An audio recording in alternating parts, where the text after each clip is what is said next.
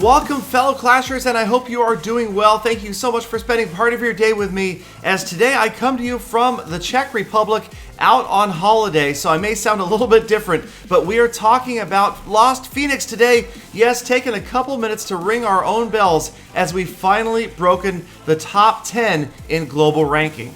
So, a special shout out to all of the members of Lost Phoenix and all of its family of clans. It's all about teamwork, it's all about growing long-term players, and that is really the key to any successful clan.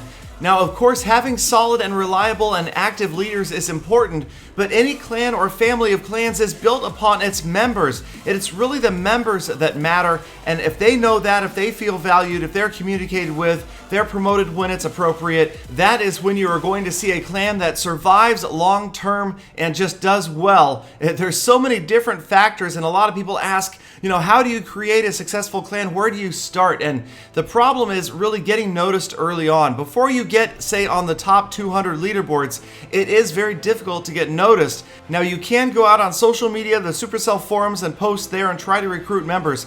But today, with the clan level system, it is harder than ever to start a brand new clan and grow it to be successful. For me, I think the best way to start a clan right now is to try to grab people you know, you trust, either you've known in game for a long time or are personal friends in real life. Get them in there and spread slowly. Don't worry about building a huge clan right away. It will be a slow process, but that's what you need if you want members that are going to stay long term, be loyal, be active, and want to get better.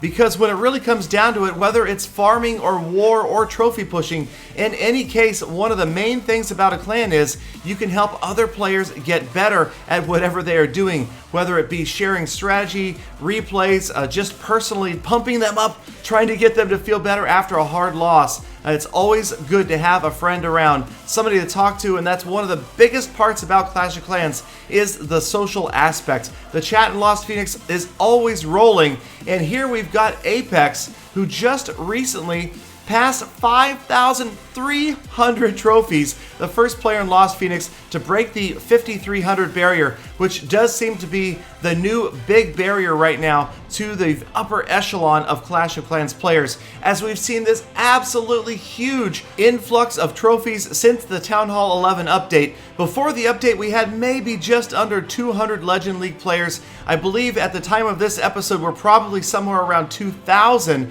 and it wouldn't surprise me that by the end of this league season, by the end of this year, we could see 5,000 Legend League players, and that is going to make the whole Legends League very interesting and unique. This first time that it resets with this large of a number of players there. So make sure you stay tuned to the quest to number 1, as I will be posting updates to the way that the trophy atmosphere, the clouds obviously are going to change as all these thousands of players suddenly start on a level playing field.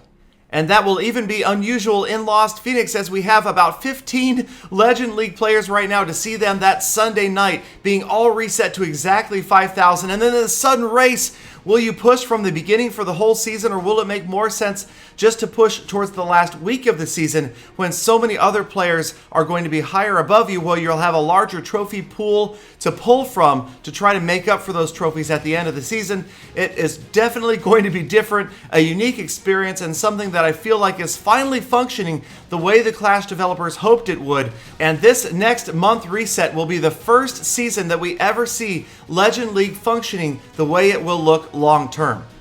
So speaking of long-term members of Lost Phoenix, we've got North Coast, who's been around forever, and he always provides interesting and entertaining replays. So now North Coast, yes, he has gotten rid of that Noob Titan badge and gotten to the legend. I'm kidding, it's not a Noob Titan badge. But in any case, this is North Coast's attack, and we're going to watch him as he works his way in using, of course, Go Wee Wee, the very popular attack strategy, especially now at Town Hall 11.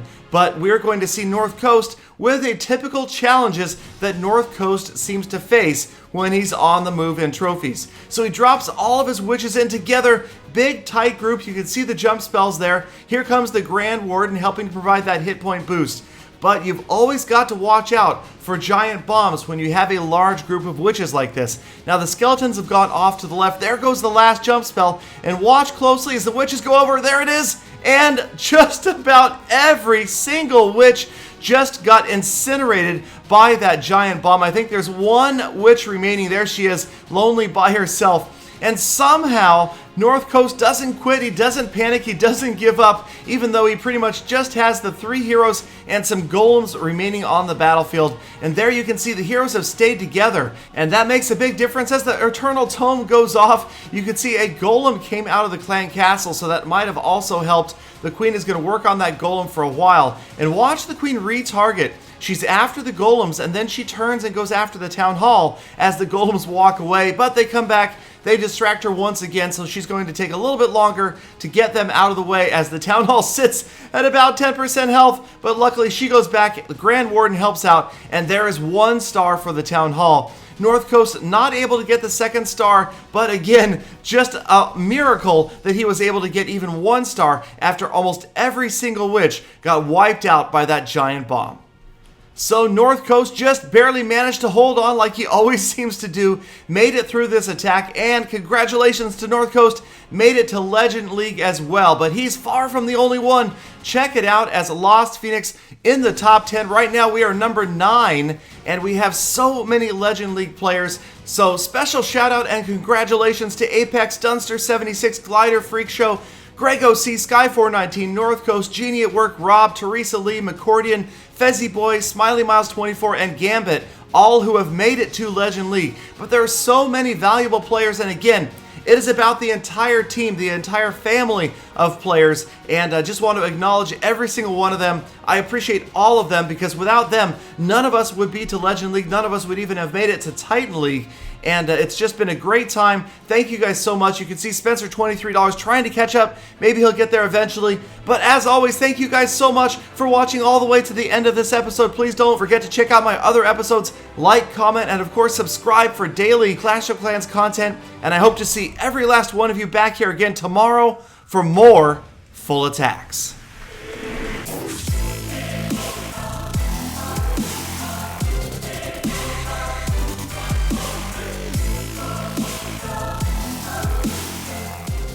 Galadon, you'll see me back here tomorrow, unless you let me out of the bathroom. Come on, Galadon, these European bathrooms are small.